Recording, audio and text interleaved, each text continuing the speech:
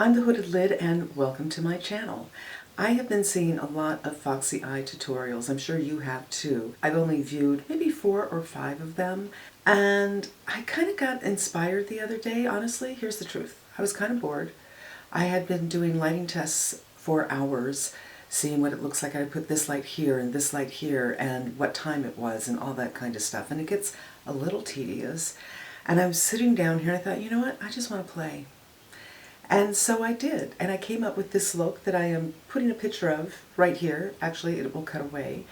And I was pretty pleased with it. So yesterday I decided that I was going to do one for you guys and show you what I came up with. For me, this look is more than the eyes, and it's really more than the eyeshadow. The eyeshadow is the least bit. And in fact, if I could do this over again, I could make some changes with the eyeshadow, but there are a couple of other elements that really give it that Foxy Eye look. And for me, I kind of felt like I maybe got a little bit more of a cat eye, but same kind of idea. So, if you want to see how a hooded lid can get a foxy look, and if you think they can't, you're wrong. In fact, I think Bella Hadid is a little bit hooded, and I think what's-her-face Jenner is a little bit hooded as well. They're not girls that have really defined sockets, so this isn't a look that being hooded precludes you from trying out and from succeeding with. So without further ado, let's get into it. I'm going to start with Valentine, and this is my transition. I'm just going to get it all over the lid since it's a light enough color. And this is one eye look that is definitely sketching it all out and then going back and kind of erasing some things. The whole process, I find, just requires some patience and some finessing and some detail work. So if you're not in that mood, wait until you are, you know. Intense. And this is the shade that I kind of hug the eyeball with. And then open the eyes to see that it's visible, but the eyes are open, and they are. And now just turn it on the side like this, so that when you are hooded, you're going in like this. These shorter ones will kind of get the color a little bit above your hood. It's just, I think this is the perfect shape brush for somebody who is hooded. And then into Soul. And start to darken this up a little bit, and now we're going to start to bring everything up a little bit more.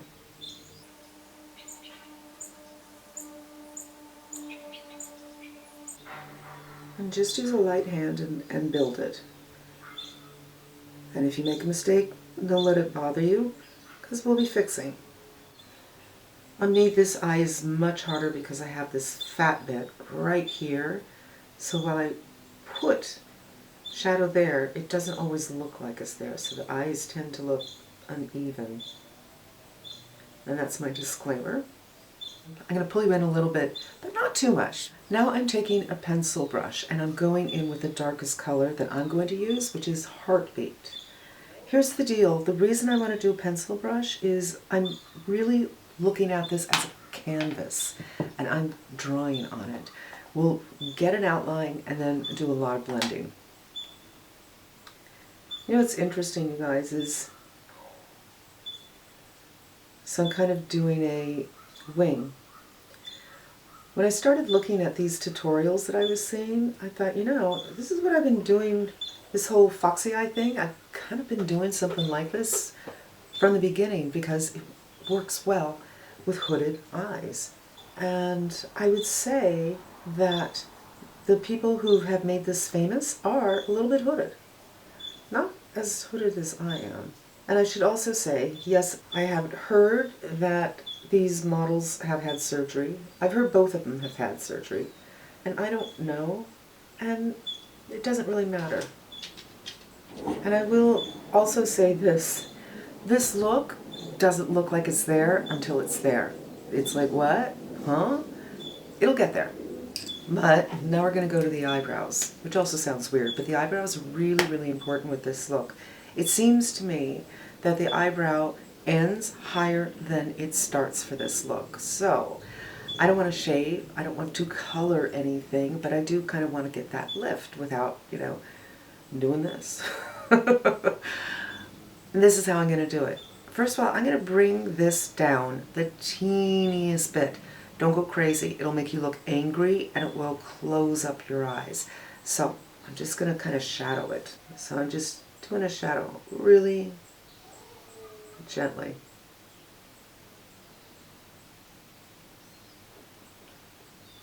Fill the roots, fill a little bit. So I just pulled it down and it was such a little bit that did it. Don't go too hard with the brows and don't go too far with the brows. You don't need much to make a big change on your face with little changes on your brows. Now, I'm going to kind of take that straight, but again, gentle, gentle hand. So this arch that I have going underneath, I'm kind of filling that out. And in this instance, I have a better arch on this side than this side. I want to work on this arch a little bit more because it works with this look.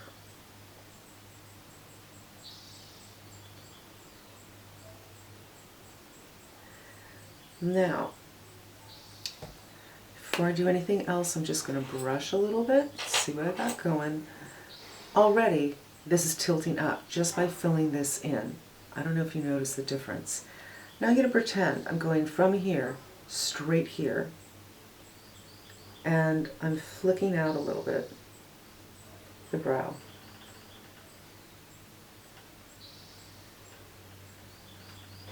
Work this down to join it just a little bit. It's all about the flick.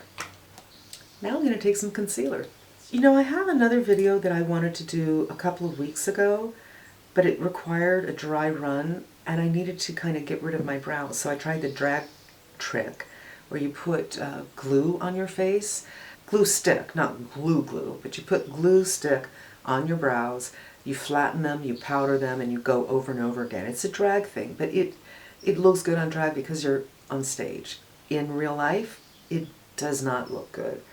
So I started to think, what if I just put concealer over the area? It's not going to cover it entirely, but it's going to give the illusion that you want. So everything below that flick, I'm just trying to cancel out. And of course use a tone that is your skin tone. Don't use a lighter concealer that most people would use. So the brow's still there. At certain angles you can totally even see it, but straightforward, it gives that illusion that I've just lifted my brow up. Other side. Wow, this color. I really need a new camera, you guys.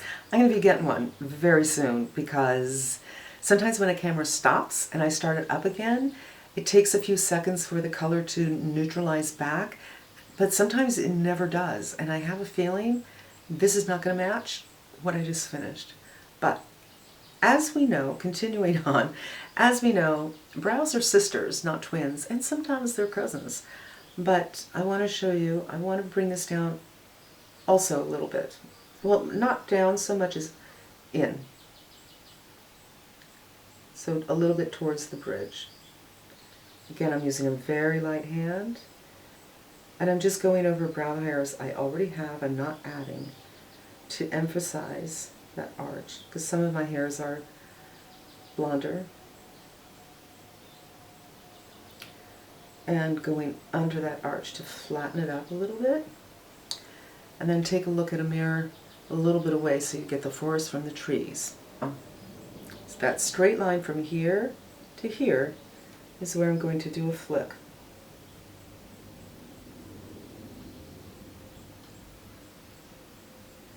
And this needs a little filling because my brow is a teeny bit thin right there. Back with a concealer brush. And I'm just going to put that on the hairs that are below the flick. I think it's very, very subtle, but I think that it's very, very effective at lifting the brows up. I think especially on this one. Don't obsess about your brows. Your brows will win and you will go nuts. I don't know about you, but I think once those brows are done, now the eyes are starting to make a little bit more sense. So I want to start to do some blending, and maybe I'll just mix this one with this one. I don't want to go too dark, so primarily this one with a touch of this one. And I'm barely touching.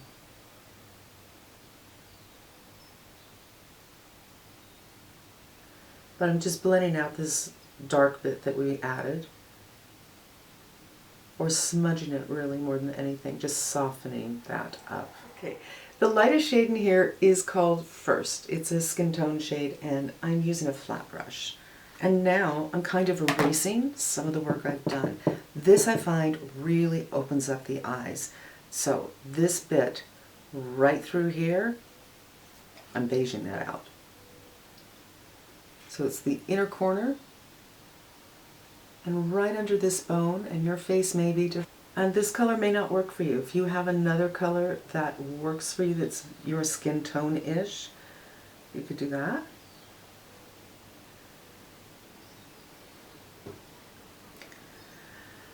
To me, this just really opened up the eye and changed the shape. So the idea of a fox is their inner corner is much higher than their outer corner. I already have an uplifted eye, so I'm halfway there, but I'm hooded. There's a lot I need to do to change this idea. This helped this to look lower. Keep on finessing that. Every eye is different, and most people are different from eye to eye, as am I. I'm saying a lot of eyes. We're not done with the shadow, but again, I'm going to be doing a little more detail work and then go back to the color of the shadow. Before I go in with my liner, I want to do a little bit of tight lining. Now, if your eyes are round, you want to do this tight lining right where the pupil is, not any further, because that will cut off the roundness at the peak. My eyes aren't round, they are almond, but I am hooded, and for some reason as I get older, that piece of skin there shows all the time. I'm going to use that to my benefit for most of it, but I don't want it to be over the iris. So first I'm going to go with the Smart Jacobs, which hangs on really well, and you have to look straight ahead to make sure you're really over the iris. And just massage it in. So here's this side. I just bought this a couple of weeks ago, maybe actually a couple of months ago, because I wanted to do a video on lining when you're hooded, but I still haven't figured out the answer to lining when you're hooded. You can do a pencil if you want, but I'm not going to. I'm going to start pretty low, but not exactly in the tear duct, although I am going to get there. So I might have to edit this out if I go out of frame, because I'm steadying my elbows on this table.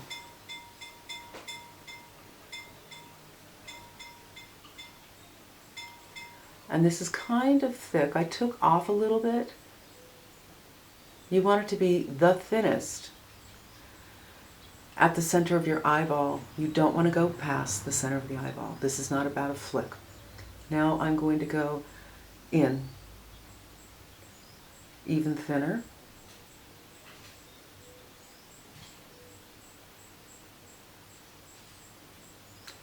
And now I'm going to go around the tear duct. So this is looking down, or rather pulling down.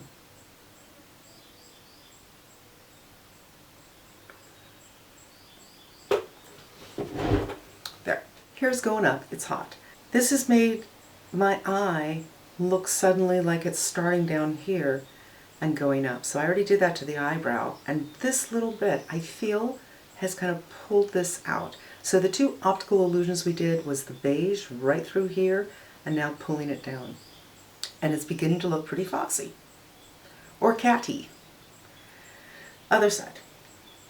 And the reason you want it quite thin at the center of your eye, the highest point of your eye, is because we don't want a round eye. And if you make it thick there, it's going to round everything out. Now, if you're hooded, you know you don't open your eyes completely when your liner is wet because it's going to transfer. So I'm going to wait a minute. The perfect time, go back into that beige color and do a little more blending. Now I'm working on the shape a little bit more with the eyeshadow.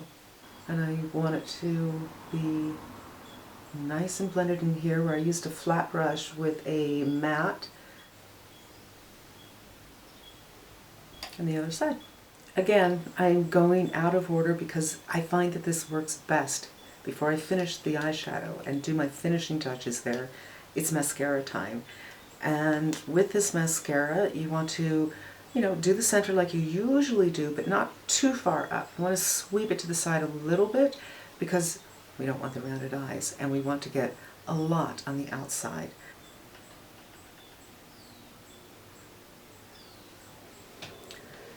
I think that does so much to just continue the theme. Next up. Now I want this mascara to dry before I do anything else. So let's do a little more shaping of the face. Symmetry is really important to this look if you want to exaggerate it just a little bit without being too campy. And I want to add some lightness right down the center of my face that just kind of helps for the blooming of this eye area. Just taking a fluffy brush, it's an eyeshadow brush. And my 11s are always red, so I'm going to get on those 11s. And while I'm here, I may as well do a little lightening around here where many women have some redness. Maybe a little around the lip and a little on the chin. And now I'm just going to wipe that brush off and do a little blending. So I just kind of do hatching one way and then the other. This is the Cali Contour Kit, and there's a nice little contour color I'm using. Take off any excess. I'm using such a light hand, but I'm a little bulbous. It doesn't bother me, it doesn't make me crazy. I never contour my nose, but for this look, I kind of want to. So I see there's a line right here, and I'm just following that line down.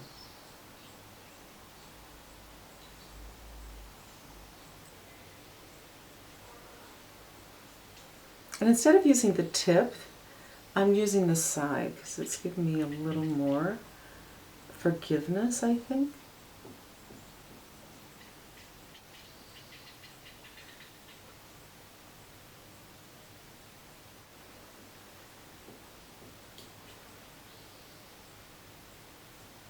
And a little at the end.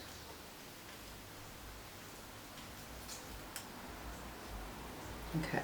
Now, like I said, a lot of detail work here. I'm taking a fluffy and I'm going to go from outside in. I'm not pulling the color down, but I'm not pulling it over, so it's kind of up strokes.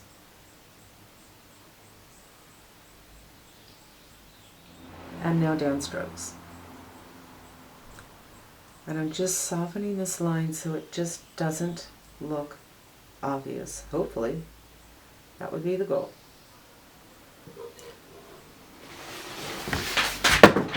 My bounce card just fell.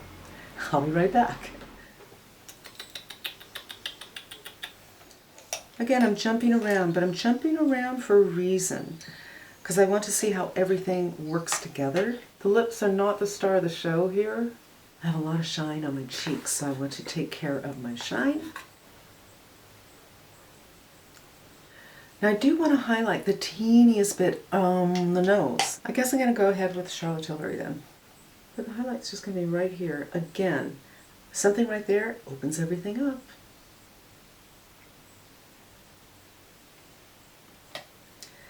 I shouldn't have put it up the corner of my nose. That is not a look. That's just going to make your nose look longer. I mean, if you have a cute nose, do whatever you want. I do not. Like I said, I don't obsess about it. It's not the end of the world. But again, that kind of adds to the whole symmetry. Now, I'm taking this. This is Genius. It's by Shiseido. It's quite old. It looks like it's just a pencil. Like, you know, any companies, any number of companies make pencils like this. This is actually a concealer. I want to do some brightness right here. And again, this will help this area disappear and this area float up. First, I'm starting right at the lower corner of the tear duct and into the waterline, but not past the iris. And now bring it down a little bit.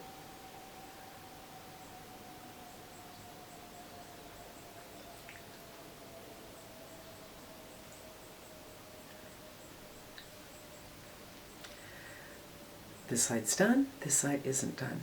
It's subtle, but it's another optical illusion. And I feel that I could go over the eyeliner on this side a little bit. Now, one thing I've noticed about all the pictures of Bella Hadid I've seen where they're talking about the Foxy Eye is her chin is down. Just putting your chin down lifts everything up, but hopefully this is kind of hitting the spot.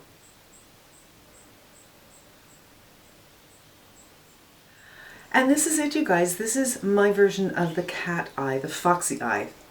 And they're kind of the same thing, honestly. So, chin down, straight ahead. I think it's foxy. And notice, if I pull everything back like this, usually this will get you the foxy look. There's not a huge change. Relax. I hope you enjoyed my cat eye look, and I hope you come back again. Be safe and smart, and until we meet again, I'm wishing you a great day. Meow. Oh, a fox. Well, what noise does a fox make?